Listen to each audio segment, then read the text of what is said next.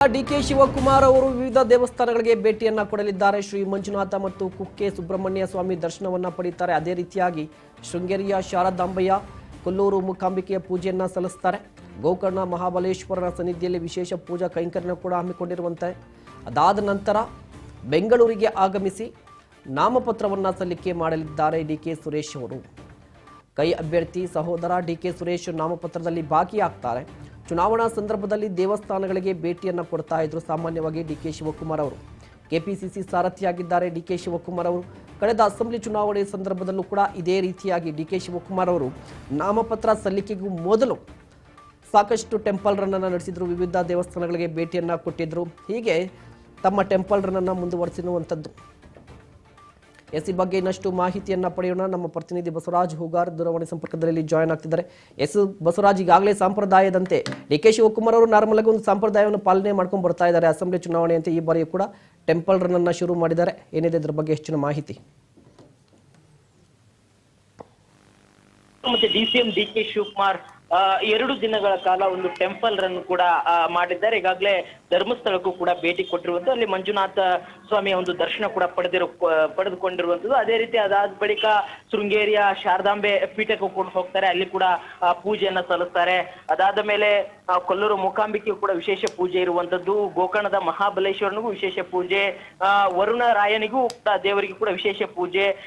ಈ ರೀತಿಯಾಗಿರ್ತಕ್ಕಂಥ ಟೆಂಪಲ್ ರನ್ನ ಇವತ್ತು ಡಿಸಿಎಂ ಡಿಕೆ ಶಿವಕುಮಾರ್ ಮಾಡುವಂತದ್ದು. ಇಲ್ಲಿ ಪ್ರಮುಖವಾಗಿ ನಾವು ಗಮನಿಸೋದಾದ್ರೆ ಯಾವುದೇ ಚುನಾವಣೆ ಬಂದ್ರೂ ಕೂಡ ನಾವು ಕಳೆದ ವಿಧಾನಸಭೆ ಚುನಾವಣೆಯನ್ನು ನೋಡ್ತಾ ಹೋದ್ರೆ ನಾಮಪತ್ರ ಸಲ್ಲಿಕೆ ಆಗೋಕ್ಕಿಂತ ಮುಂಚೆ ಒಂದು ದೇವರ ಒಂದು ದರ್ಶನವನ್ನ ಪಡೆದುಕೊಂಡು ಹಲವಾರು ದೇವಾಲಯಗಳಿಗೆ ಹೋಗಿ ಒಂದು ಪೂಜೆಗಳನ್ನ ಮಾಡಿಸಿ ಪ್ರಾರ್ಥನೆ ಕೂಡ ಮಾಡಿ ಅದಾದ ಬಳಿಕ ಒಂದು ನಾಮಪತ್ರ ಸಲ್ಲಿಕೆಗೆ ಮುಂದಾಗ್ತಾರೆ ಡಿಸಿಎಂ ಡಿಕೆ ಶಿವಕುಮಾರ್. ಅವರ ಪಕ್ಷದ ವತಿಯಿಂದ ಆಗಿರ್ಬೋದು, ಅವರ ಸ್ವಂತದಾಗಿರ್ಬೋದು, ಅವೆಲ್ಲವೂ ಕೂಡ ಒಂದು ದೇವರ ದರ್ಶನ ಮಾಡ್ಕೊಂಡೆ ಅವರು ಚುನಾವಣಾ ಅಖಾಡಕ್ಕೆ ಧುಮುಕ್ತಾರೆ ಅನ್ನುವಂಥದ್ದು ಸ್ಪಷ್ಟವಾಗಿರ್ತಕ್ಕಂಥದ್ದು ತಿಳಿತಾ ಇದೆ. ಹಾಗಾಗಿ ಈ ಒಂದು ಅಸೆಂಬ್ಲಿಯ ಒಂದು ಚುನಾವಣೆಗೆ ಒಂದು ಕಡೆ ಪಕ್ಷವನ್ನ ಈ ಬಾರಿ 20 ಸ್ಥಾನಗಳನ್ನ ಗೆಲ್ಲಿಸ್ಕೊಂಡು ಬರಲೇಬೇಕು ರಾಜ್ಯದಲ್ಲಿ ಅನ್ನುವಂತಹ ಒಂದು ಹೈಕಮಾಂಡ್ ನಾಯಕರ ಟಾಸ್ಕ್.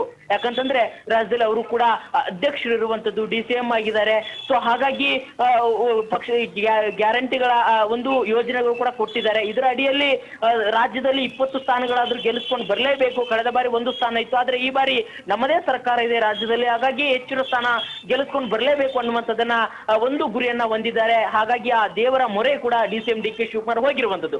ಇನ್ನೊಂದು ಪ್ರಮುಖವಾಗಿ ಅವರ ತಮ್ಮ ಆಗಿರ್ತಕ್ಕಂಥ ಡಿಕೆ ಸುರೇಶ್ ಅವರನ್ನು ಕೂಡ ಈ ಬಾರಿ ಅವರ ಒಂದು ಕ್ಷೇತ್ರದಲ್ಲಿ ಸಾಕಷ್ಟು ಜಿದ್ದಿನ ಕಣ ಕೂಡ ಏರ್ಪಟ್ಟಿದೆ. ಯಾಕಂತಂದ್ರೆ ಒಂದ್ ಕಡೆ ಪ್ರಬಲವಾಗಿರ್ತಕ್ಕಂಥ ಅಭ್ಯರ್ಥಿ ಇರ್ತಾ ಇರ್ಲಿಲ್ಲ ಕಳೆದ ಬಾರಿ ಆಗಿರ್ಬೋದು ಚುನಾವಣೆಗಳಲ್ಲಿ, ಆದ್ರೆ ಈ ಬಾರಿ ಬಹಳಷ್ಟು ಪ್ರಬಲ ಪೈಪೋಟಿ ಅಂತಂದ್ರೆ ಮಂಜುನಾಥ್ ಅವರು, ಅಂದ್ರೆ ಡಾಕ್ಟರ್ ಮಂಜುನಾಥ್ ಅವರು ಬಿಜೆಪಿಯಿಂದ ಸ್ಪರ್ಧೆ ಮಾಡಿದ್ದಾರೆ. ಹಾಗಾಗಿ ಆ ಕ್ಷೇತ್ರದಲ್ಲಿ ಒಂದ್ ಕಡೆ ಇಬ್ರು ಕೂಡ ಒಕ್ಕಲಿಗ ಸಮುದಾಯದ ನಾಯಕರು, ಹಾಗಾಗಿ ಇಬ್ಬರ ನಡುವಿನ ಒಂದಿಷ್ಟು ಸೆಣಸಾಟ ಬಹಳಷ್ಟು ಕಠಿಣ ಇದೆ ಅನ್ನುವಂಥದ್ದು ಕೂಡ ಈಗಾಗಲೇ ಆ ಒಂದು ಕ್ಷೇತ್ರದ ವ್ಯಾಪ್ತಿಯಲ್ಲಿ ಸಾಕಷ್ಟು ಅಭಿಪ್ರಾಯ ಇರುವಂತದ್ದು. ಹಾಗಾಗಿ ತಮ್ಮನನ್ನು ಕೂಡ ಗೆಲ್ಲಿಸಿಕೊಂಡು ಬರಬೇಕು, ಅಲ್ಲಿ ಬಿಜೆಪಿಯ ಏನು ಒಂದು ಕೋಟೆಯನ್ನ ಕಟ್ಟಲಿಕ್ಕೆ ಹೊರಟಿದ್ದಾರೆ ಅದನ್ನ ಭೇದಿಸಬೇಕು, ನಮ್ಮ ಕೋಟೆಯನ್ನು ನಾವು ಉಳಿಸ್ಕೊಳ್ಬೇಕು ಅನ್ನುವಂತಹ ನಿಟ್ಟಿನಲ್ಲಿ ಡಿಸಿಎಂ ಡಿಕೆ ಶಿವಕುಮಾರ್ ಒಂದು ಟೆಂಪಲ್ ರನ್ ಕೂಡ ಮಾಡ್ತಾ ಇರುವಂತದ್ದು. ಬಸವರಾಜ್, ಪ್ರಮುಖವಾಗಿ ಡಿಕೆ ಸುರೇಶ್ ಅವರು ಯಾವ ದಿನ ನಾಮಪತ್ರ ಸಲ್ಲಿಕೆ ಮಾಡ್ತಾರೆ ಅನ್ನೋ ಮಾಹಿತಿ ಏನಾದ್ರು ಇದೆಯಾ ಅಂತ? ಮಹೇಶ್, ಈಗಾಗಲೇ ಡಿಕೆ ಸುರೇಶ್ ಅವರು ಮಲ್ಲಿಕಾರ್ಜುನ್ ಖರ್ಗೆ ಅವ್ರನ್ನು ಕೂಡ ನಿನ್ನೆ ತಾನೇ ಭೇಟಿ ಆಗಿರುವಂತದ್ದು. ನಿನ್ನೆ ಭೇಟಿಯಾಗಿ ಎಸಿಸಿ ಅಧ್ಯಕ್ಷರ ಒಂದಿಷ್ಟು ಆಶೀರ್ವಾದ ಕೂಡ ಪಡೆದುಕೊಂಡಿದ್ದಾರೆ. ಅದಾದ ಬಳಿಕ ಅಂದ್ರೆ ಮಾರ್ಚ್ 28ರಂದು ಏನು ರಾಮನಗರದ ಡಿಸಿ ಕಚೇರಿಗೆ ಹೋಗಿ ಅವರ ನಾಮಪತ್ರ ಕೂಡ ಸಲ್ಲಿಸ್ತಾರೆ. ಅದರಲ್ಲಿ ಡಿಸಿಎಂ ಡಿಕೆ ಶಿವಕುಮಾರ್ ಮತ್ತೆ ರಾಮನಗರ ಉಸ್ತುವಾರಿ ಸಚಿವರಾಗಿರ್ತಕ್ಕಂಥ ರಾಮಲಿಂಗ ರೆಡ್ಡಿ ಅವರು, ಅಲ್ಲಿಯ ಸ್ಥಳೀಯ ಶಾಸಕರು ಎಲ್ಲರೂ ಕೂಡ ಅದರಲ್ಲಿ ಭಾಗಿಯಾಗ್ತಾರೆ. ಹಾಗಾಗಿ ಮಾರ್ಚ್ 28ರಂದೇ ಅವರು ಏನ್ ನಾಮಪತ್ರ ಸಲ್ಲಿಕೆ ಮಾಡ್ತಾರೆ. ಹಾಗಾಗಿ ಆ ನಾಮಪತ್ರ ಸಲ್ಲಿಕೆಗಿಂತ ಮುನ್ನ ಒಂದಿಷ್ಟು ದೇವಾಲಯಗಳಿಗೆ ಹೋಗಿ ಒಂದು ತಮ್ಮನನ್ನ ಗೆಲ್ಲಿಸ್ಕೊಂಡು ಬರಬೇಕು ಅನ್ನುವಂತಹ ಒಂದಿಷ್ಟು ಪ್ರಾರ್ಥನೆ ಕೂಡ ಮಾಡಿಕೊಂಡು ಡಿಸಿಎಂ ಡಿಕೆ ಶಿವಕುಮಾರ್ ಅವರ ಪಕ್ಷ ಸಂಘಟನೆಗೆ ಮುಂದಾಗ್ತಾ ಇದ್ದಾರೆ.